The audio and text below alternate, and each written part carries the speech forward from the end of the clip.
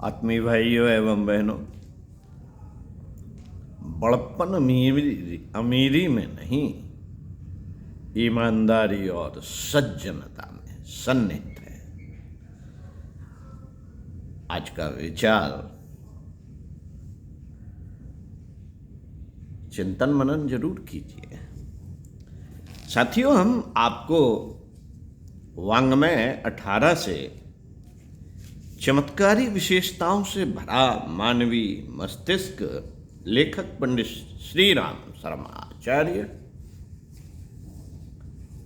अध्याय 1 मानवीय मस्तिष्क प्रत्यक्ष कल्प वृक्ष,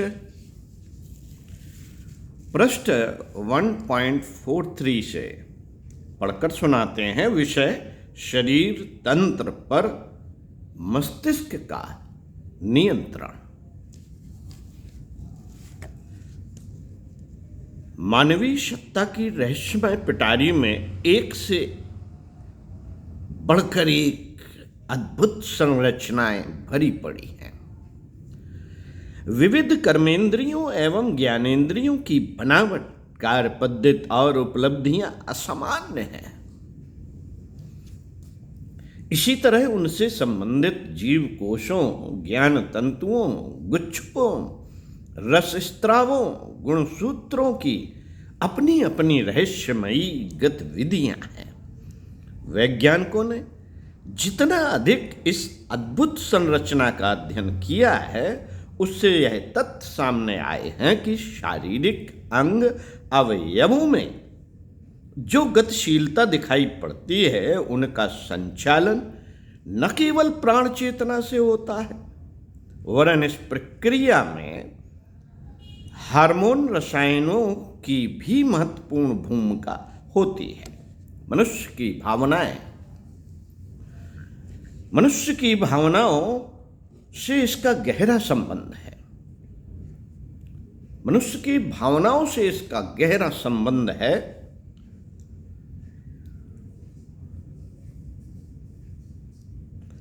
भावनाओं का, विचारणाओं का स्तर जैसा भी अच्छा, बुरा या उत्कृष्ट निकृष्ट होता है, वैसा ही जीवन रस की उत्पत्ति भी होती है और तदनुरूप ही व्यक्तित्व का स्तर भी गठित होता चला जाता है।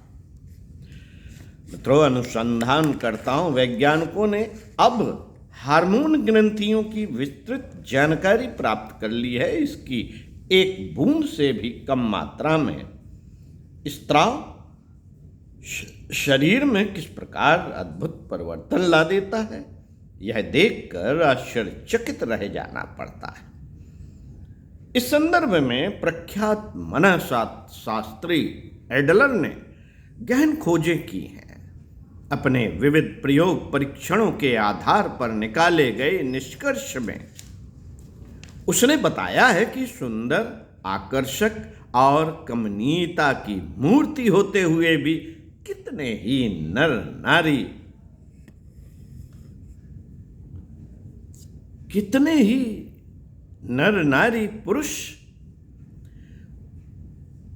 पुरुष प्रवृत्ति तथा नारी सुलभ उमंगों से सर्वथा रहित पाए जाते हैं।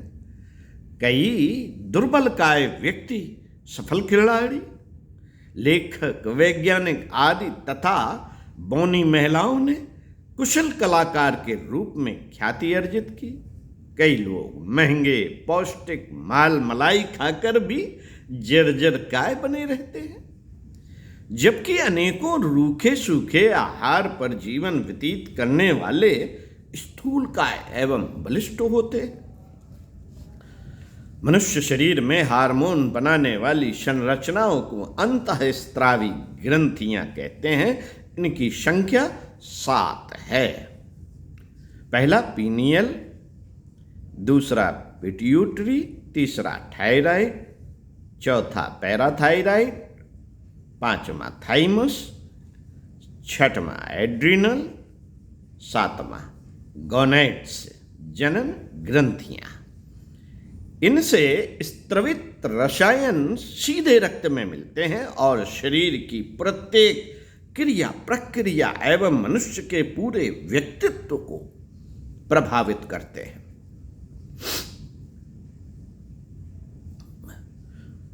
साथियों, शरीर पर जब रोगाणुओं का आक्रमण होता है तो इन ग्रंथियों से उत्पन्न हुए रसायन रक्त कणों में रोगाणुओं से लड़ने की शक्ति उत्पन्न कर देते हैं और स्वयं भी उनसे संघर्ष करते हैं। इस संघर्ष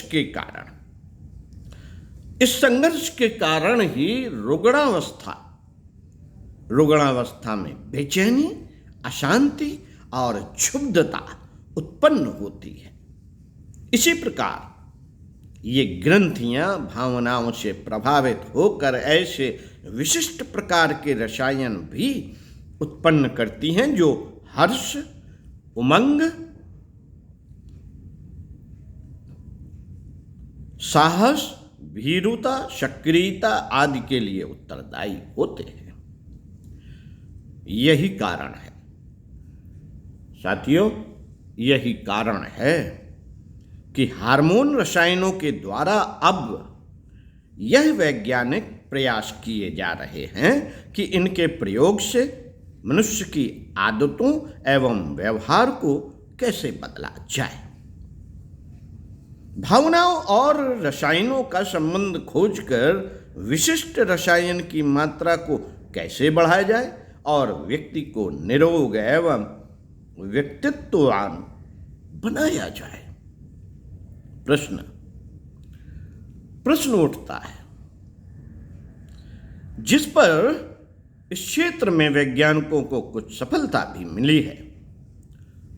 साथियों, स्नायु रसायनविदों का कहना है कि अंतःस्त्रावी ग्रंथियों में सर्वाधिक महत्वपूर्ण पीनियल व पिट्यूटरी ग्रंथियां हैं। कारण इनकी सक्रियता से स्त्रवित हार्मोन मात्र यौन गतिविधियों का ही नियंत्रण नहीं करते, वरन व्यक्ति के सोचने, विचारने, निर्णय लेने की क्षमता एवं दीर्घकाल संबंधी उसकी धारणा को भी संचालित और नियंत्रित करते हैं। यौवन लाने के लिए उत्तरदायी यह रसायन मनुष्य की बौद्धिक एवं ज्ञानार्जन क्षमता से भी गहरा संबंध रखती है। पाया गया है मित्रों, पाया गया है कि एड्रोजन जो पिट्यूटरी के कारण स्रावित होता है, जैसे रसायन भी पुंसत्व के साथ ज्ञानार्जन क्षमता को भी प्रभावित करते हैं। शरीर शास्त्रियों के अनुसार पिट्यूटरी ग्रंथि नाक की जड़ के पीछे अवस्थित होती है।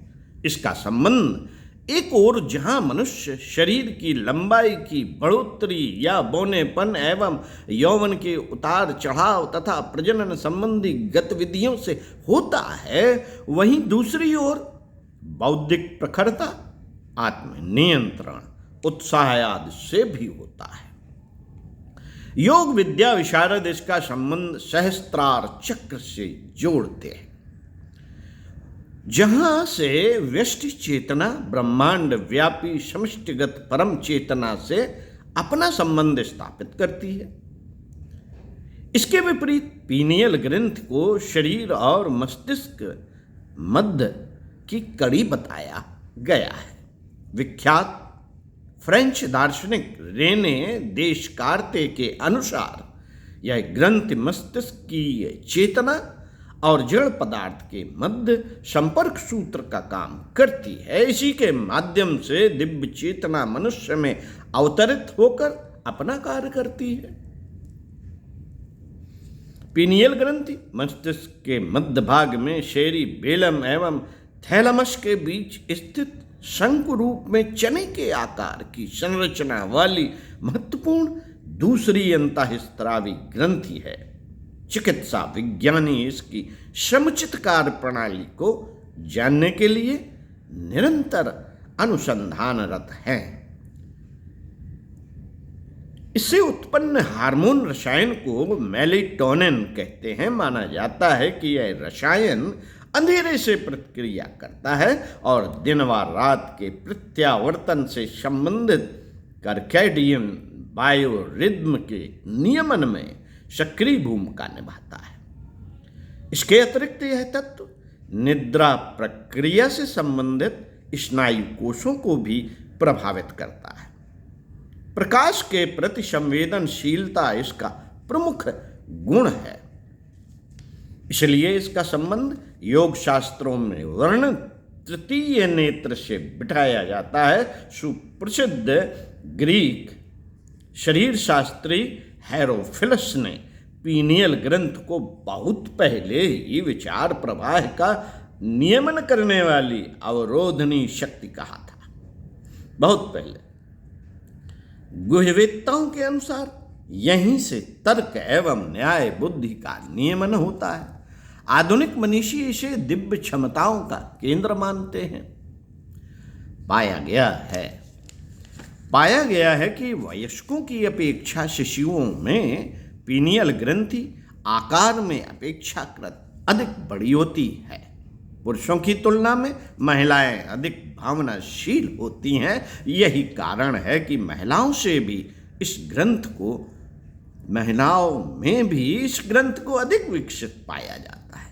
मूर्धन्य वैज्ञानिक मनीषी सर अलेक्जेंडर कैनन ने स्वयं के द्वारा किए गए अनेकों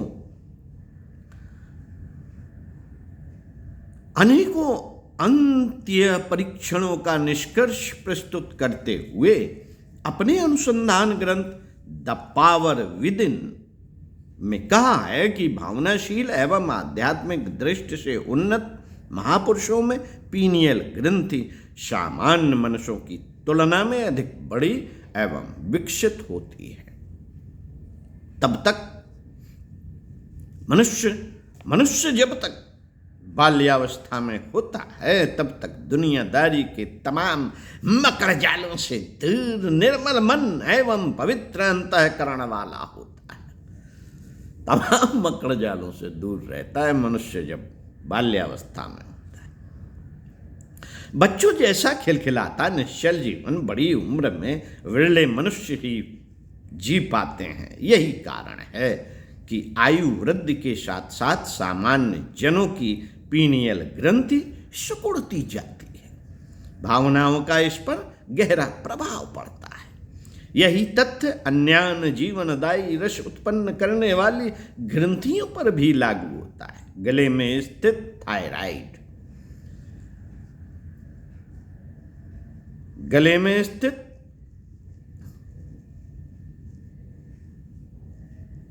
थायराइड ग्रंथि मस्तिष्कीय संतुलन एवं स्वभाव निर्माण में महत्वपूर्ण योगदान देती है।